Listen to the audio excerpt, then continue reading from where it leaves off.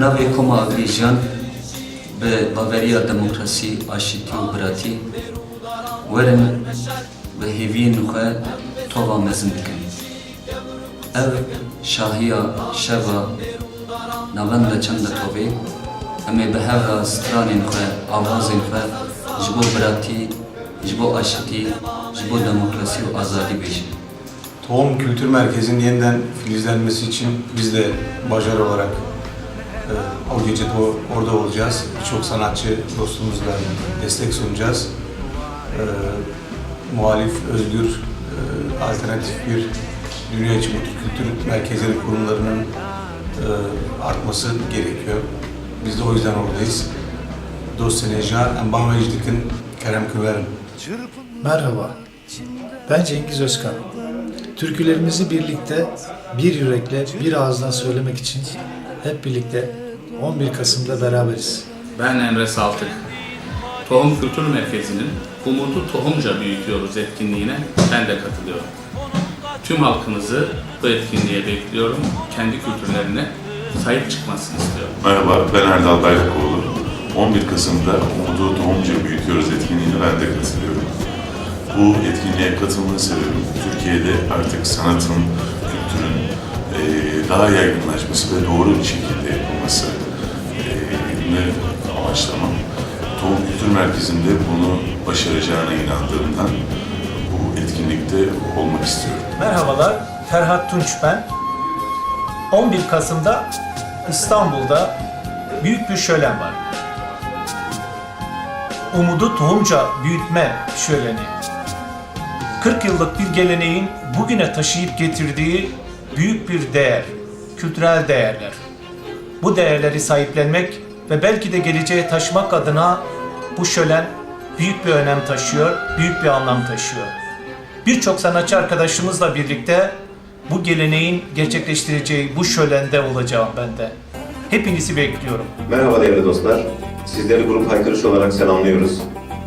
Tohum Kültür Merkezi sanatsal çalışmalarını hiçbir zaman toplumsal gerçekliklerden ayırmamıştır, bağımsız ele almamıştır. Tohum Kültür Merkezi bu anlamda halkın acılarını, coşkusunu, heyecanını tekrardan sanatsal çalışmalarıyla harmanlayan ve kitlelerle buluşturan önemli bir kültür merkezidir, önemli bir kurumdur. Uzun yıllardır ara vermesine rağmen tekrardan açılıyor olması bizler açısından da oldukça önemlidir. Çünkü Tohum Kültür Merkezi'nin önemli derecede bir geleneğe sahip olduğunu düşünüyoruz. Ve Avrupa'da yaşayan bizlerin de tekrardan Tohum Kültür Merkezi'nin etkinliklerine katılıyor olmak önemli derecede heyecanlandırmaktadır. Ve bu açıdan sizlerle buluşmanın mutluluğunu, coşkusunu ve heyecanını yaşıyoruz. 11 Kasım Sinan Erdem Spor Salonu'nda Tohum Kültür Merkezi'nin düzenlediği şölende sizleri de umudu tohumca büyütmeye ve coşkumuzu paylaşmak için davet ediyorum. Merhaba, biz de Grup Muzur olarak Umudu Tohumca Büyütüyoruz şöleninde olacağız. Yarına, iyiye, güzele, aydınlığa, eşitliğe dair düşlerimizi anlattığımız türkülerimizi, marşlarımızı birlikte söylemek ve gelecek bizimdir demek için orada olacağız. Buyurun. Merhabalar, ben İlkay Akkaya. Birlikte şarkı söylemek insanları ve dünyayı iyileştirebilir, güzelleştirebilir. Bu nedenle 11 Kasım'da Tohum Kültür Merkezi'nin şenliğinde birlikte şarkı söyleyelim diyorum. Görüşmek üzere. Merhaba, biz Marsis, halkların ve kültürlerin kardeşleşmesi için Skudas halk peşinden Skudas halk peşi Cumapoba diyerek 11 Kasım'da Sinan Erdem'le hep beraber korona duracağız.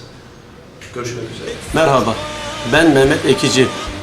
Ben de tohuma bir avuç toprak katmak, bir bardak su katmak için oradayım. Tüm dostları bekliyorum. Millete ve mağfiret yazmasına selam keri. Beşeri Nasım Tohum Kültür Merkezi İstanbul'da se organize ediyorum. Ezikli üzerleri yeni 5 dostuma. Kırmışesime yeni zerma satyanı, sebep kültürü, kamyafı. Matafa hatırısına.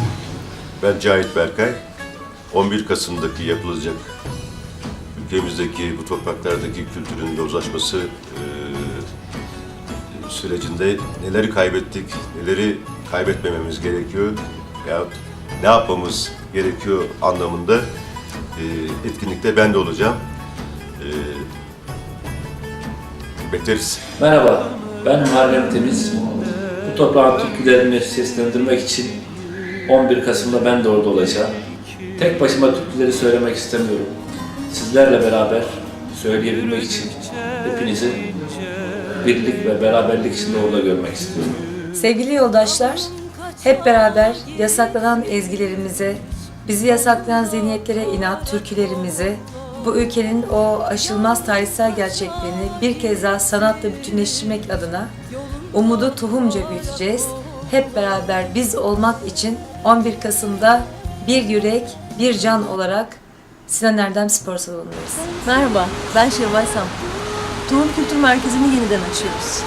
Gelin bunu türkülerle kutlamak için 11 Kasım'da hep birlikte olalım. Merhaba, ben Tolga Sağ. Kültürümüzü bir sonraki kuşakla daha çok ve daha iyi paylaşabilmek adına bu geceyi önemsiyorum. 11 Kasım'da hepimiz oradayız. Haydi halkım sen de katıl halayımıza, haykıralım sesimizi şiarımızla. Haydi halkım sen de katıl halayımıza, haykıralım sesimizi